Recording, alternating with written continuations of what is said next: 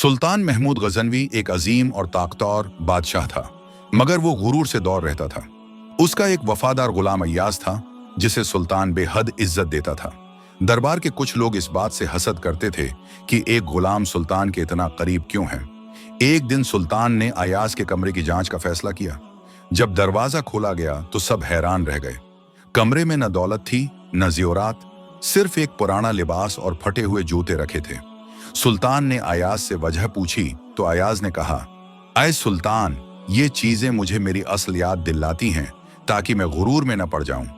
ये सुनकर सुल्तान खुश हुआ और दरबार से कहा, जो शख्स अपनी हकीकत नहीं भूलता वही असल में बड़ा होता है।